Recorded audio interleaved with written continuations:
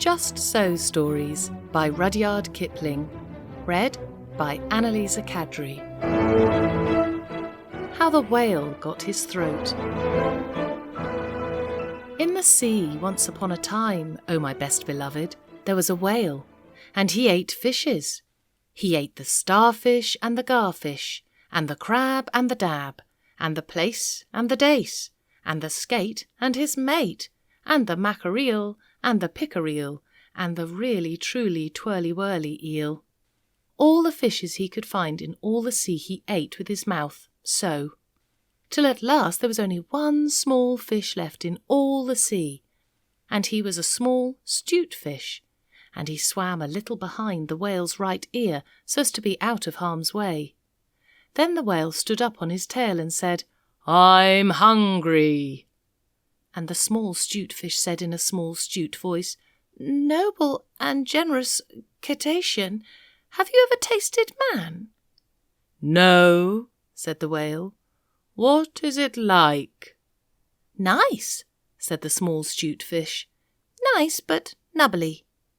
"Then fetch me some," said the whale, and he made the sea froth up with his tail. "One at a time is enough," said the 'stute fish. "If you swim to latitude 50 north, longitude 40 west, that is magic, you will find, sitting on a raft, in the middle of the sea, with nothing on but a pair of blue canvas breeches, a pair of suspenders, you must not forget the suspenders, best beloved, and a jackknife, one shipwrecked mariner who, it is only fair to tell you, is a man of infinite resource and sagacity." So the whale swam and swam to latitude 50 north, longitude 40 west, as fast as he could swim, and on a raft, in the middle of the sea, with nothing to wear except a pair of blue canvas breeches, a pair of suspenders, you must particularly remember the suspenders, best beloved, and a jackknife, he found one single, solitary shipwrecked mariner, trailing his toes in the water.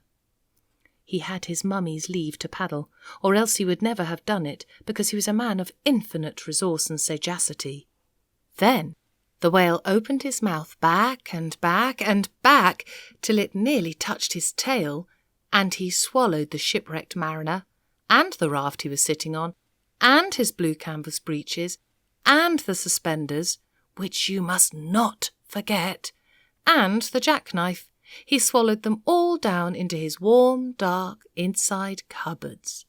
And then he smacked his lips, so, and turned round 3 times on his tail. But as soon as the mariner, who was a man of infinite resource and sagacity, found himself truly inside the whale's warm, dark, inside cupboards, he stumped and he jumped and he thumped and he bumped, and he pranced and he danced and he banged and he clanged, and he hit and he bit, and he leaped and he creeped, and he prowled and he howled, and he hopped and he dropped, and he cried and he sighed, and he crawled and he bawled, and he stepped and he leapt, and he danced hornpipes where he shouldn't, and the whale felt most unhappy indeed. Have you forgotten the suspenders? So he said to the 'stute fish, "This man is very nubbly, and besides, he is making me hiccup. What shall I do?" "Tell him to come out," said the 'stute fish. So the whale called down his own throat to the shipwrecked mariner, "Come out and behave yourself. I've got the hiccups." "Nay, nay," said the mariner, "not so, but far otherwise. Take me to my natal shore in the white cliffs of Albion, and I'll think about it." And he began to dance more than ever. "You had better take him home," said the 'stute fish to the whale. "I ought to have warned you that he is a man of infinite resource and sagacity."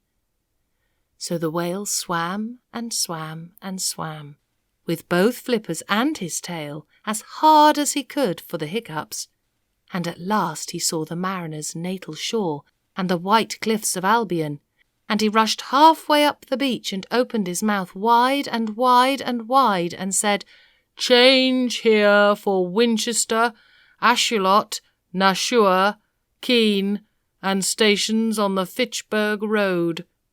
And just as he said "Fitch," the mariner walked out of his mouth. But while the whale had been swimming, the mariner, who was indeed a person of infinite resource and sagacity, had taken his jackknife and cut up the raft into a little square grating, all running criss-cross, and he had tied it firm with his suspenders. Now you know why you are not to forget the suspenders. And he dragged that grating good and tight into the whale's throat, and there it stuck. Then he recited the following sloka, which, as you have not heard it, I will now proceed to relate.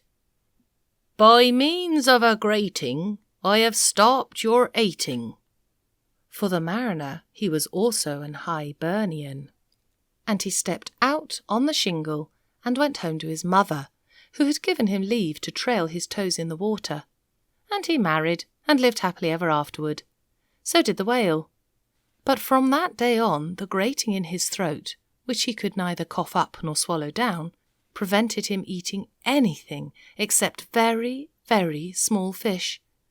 And that is the reason why whales nowadays never eat men or boys or little girls.